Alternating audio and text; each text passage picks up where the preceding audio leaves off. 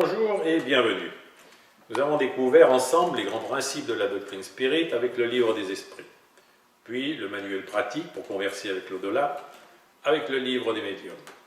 Aujourd'hui, je vais vous parler de l'évangile selon le spiritisme, que l'on peut considérer comme un code moral universel, sans distinction de culte ou de croyance. Cet ouvrage est à l'usage de tout le monde et chacun peut y puiser les moyens de conformer sa conduite à l'amélioration des relations dans notre société. Du spiritisme, Allan Kardec disait que son but essentiel est l'amélioration des hommes.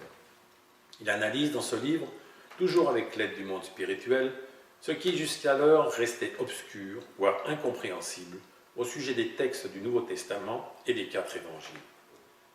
Cet ouvrage permet de comprendre les paroles de Jésus qui parlait souvent sous forme allégorique. Vous allez me dire alors, si je comprends bien, le spiritisme et le catholicisme, c'est la même chose. Je vous répondrai non, car il ne faut pas confondre l'enseignement du Christ et l'institution qui a été fondée par l'Église catholique. Toutes les religions sont honorables, et le spiritisme ne souhaite que l'unité des religions et la fusion des cultes, en apportant à tous la compréhension des paroles d'amour et de bonté de Jésus.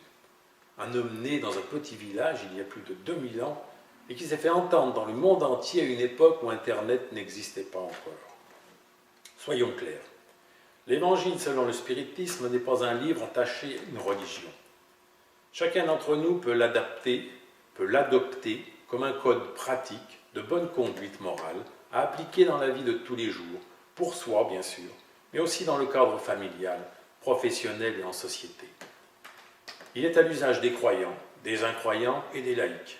Prenons quelques exemples.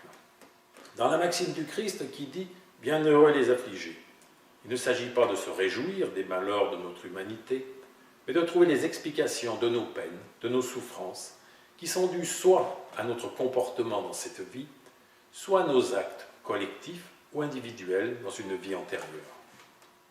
Dans le chapitre « Personne ne peut voir le royaume de Dieu s'il ne naît de nouveau », Allan Kardec lève le voile sur la confusion qui subsiste dans les Écritures entre la résurrection et la réincarnation. Dès les premières pages de ce livre, vous aurez envie d'aller plus loin dans la connaissance de cette vérité révélée par nos amis de l'au-delà. Vous verrez qu'un monde meilleur est possible et que ce bonheur ne dépend que de vous.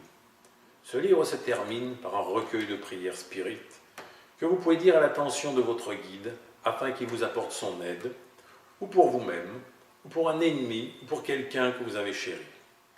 Je me sers également de cet ouvrage lorsqu'un esprit errant ou perdu s'approche de moi et qu'il demande de l'aide. C'est ce que l'on peut appeler des esprits obsesseurs. D'ailleurs, l'obsession d'Allan Kardec sera le prochain livre que je vous présenterai. À bientôt sur TV Spirit.